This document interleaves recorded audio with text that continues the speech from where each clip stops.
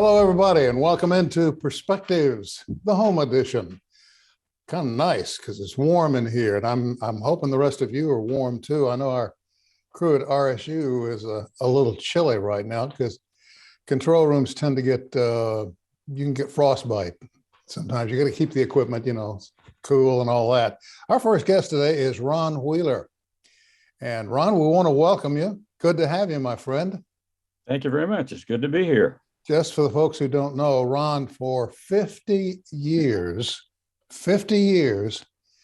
was the director of the Tulsa Youth Symphony. You've touched a lot of lives in 50 years. Well, I guess I really have. Quite a few people have gone through the program for sure. How'd you get started? Well, I was very interested in being a music teacher or a conductor, even before elementary school. And got a degree in college and did a little bit of conducting in high school and college.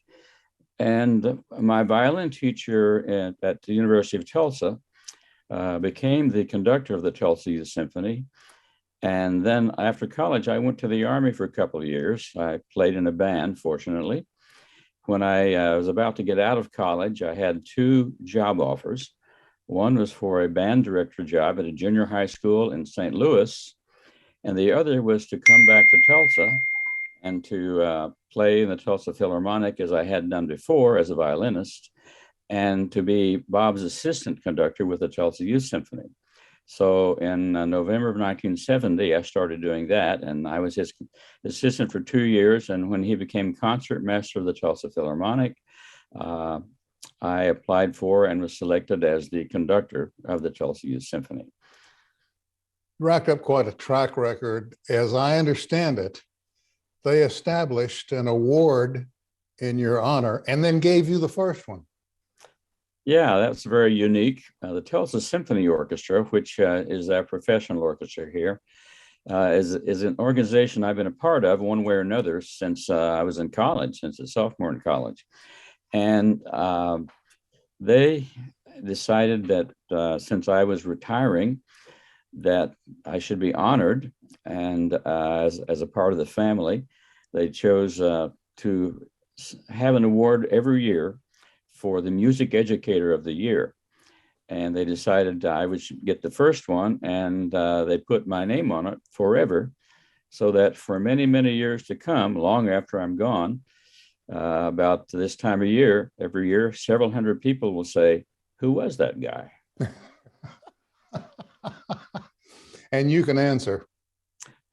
Yes. Hundreds, actually hundreds of young people can answer.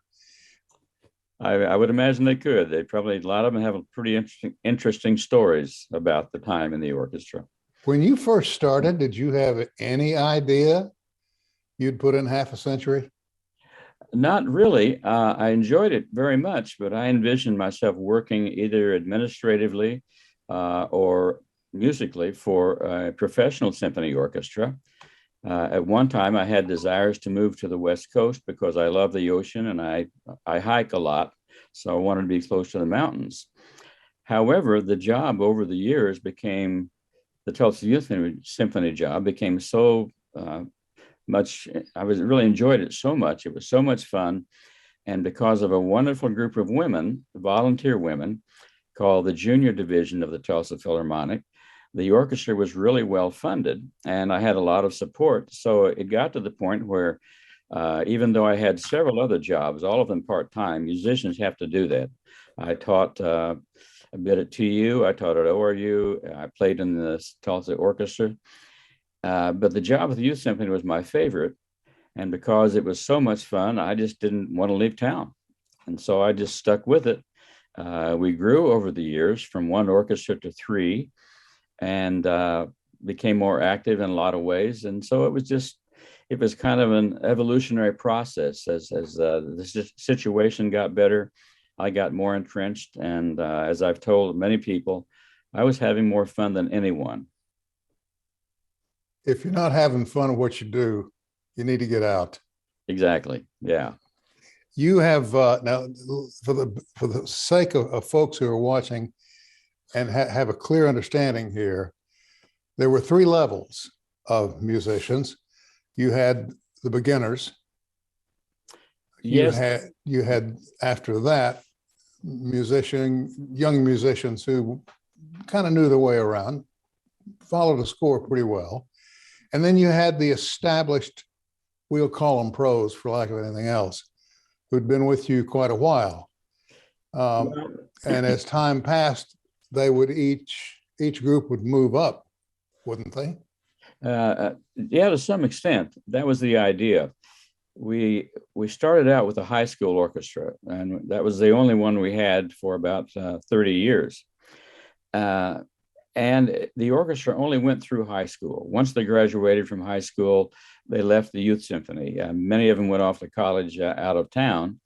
But we had kept, as our program became more widely known, we had more people audition for the main symphony orchestra, many of whom were fairly qualified, but did not compete to the level to get a position.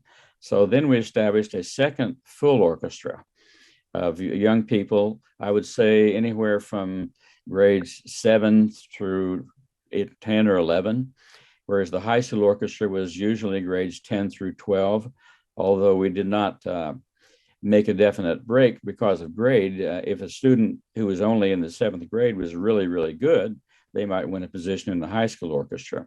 So for a while, we had 2 orchestras of about 80 young people, full orchestras.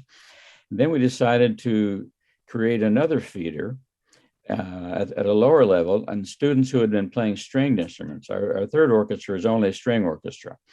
And it's young people who have been studying for maybe a year, maybe a little longer. And we have a wonderful teacher for that orchestra, and they are trained just as a group of strings. And so each year, you're correct, a lot of people in the lower levels do move up to one level. And that's the way we have our own feeder system. Not all of the students move up or choose to do that, but it's worked out really well so that at the top level, the symphony orchestra, our students come in with a lot more experience than they used to. Some of these youngsters went on to professional careers, didn't they? Oh, yes, quite a few of them, actually. We've had some really notable alums. The most notable probably is a young man named David McGill, who was in the youth orchestra from the 8th grade through high school.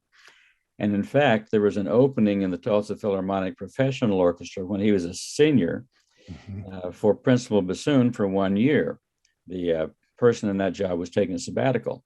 David auditioned just for the experience, but he won over many college students and very much more experienced players. And right out of college, or right out of high school, he went to the Curtis Institute of Music in Philadelphia. And out of that, he became principal bassoon in the Toronto Symphony. A few years later, he won the principal bassoon job in the Cleveland Orchestra. Wow. And after a while, he decided he wanted to move to Chicago when they had an opening. So for 17 years, he was principal bassoon in the Chicago Symphony. And now he's retired from that and he's teaching at Northwestern. We've also had a young lady who was associate principal flute in the San Francisco Symphony for over 30 years, principal horn player in Cincinnati, an oboe player in the Metropolitan Opera Orchestra in New York.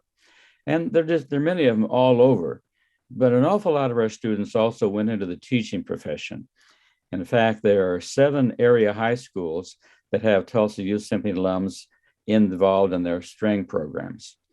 And indeed, we felt like we were feeding a love for music to everybody that participated.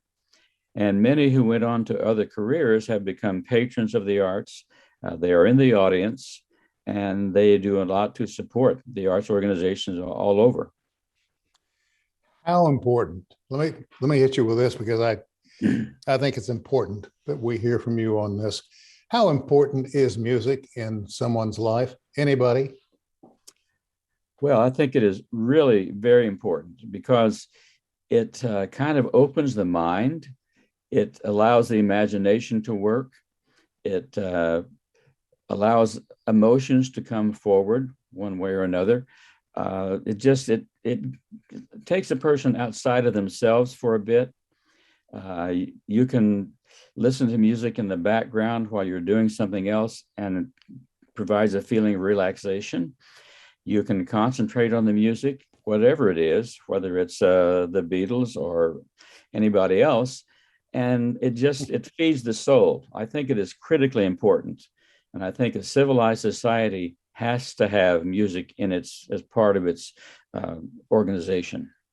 We got about 2 minutes, and in that 2 minutes, I'd like to hear from you on the road you're going to travel now. You can't just quit. I mean, can, well, but they can. It's like the old saying: they can take the band director out of the band room, but they can't take the band room out of the music director. Correctly. What are you going to do? Yeah. Actually, I'll be doing some guest conducting with the Tulsa Youth Symphony, and perhaps in Oklahoma City. There's another youth orchestra that I have a connection with. I hope to be doing some promotion of the Tulsa Symphony Orchestra concerts in area high schools. I'll offer my services to come in and be a clinician for the area high schools and critique them before contests and that sort of thing. So I plan to stay busy to some extent. I'll continue to do all the things that I love. I go out west every summer and do some hiking in the mountains. And occasionally I go to England for music festivals. So it's nice that I get up in the morning and often I have to say, well, what will I do today? But there's always something. I find something and I will continue to find something. It goes without saying that this mess with COVID has had an impact on all musical lives. Indeed, I'd be curious to know, has it impacted the Youth Symphony that much? well, it has, but we found a way to still continue. Last season, a year ago this September, we started working in smaller groups, rehearsing various things in groups of about 15 students. They had to check in with parent volunteers, get their temperature taken, ask a lot of questions about their health and their experience, wear masks during rehearsals. And we had quite a few students that had to miss rehearsals because they had been exposed in other areas, either at school or wherever they were gathering.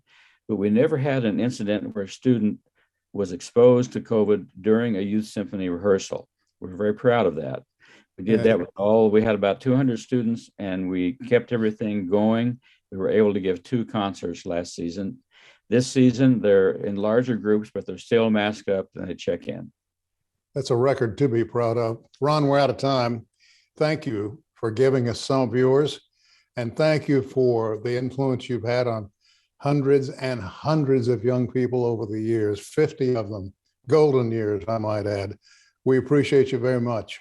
Well, thank you, Sam. I appreciate being here and I've had a wonderful life and it's good to be with you.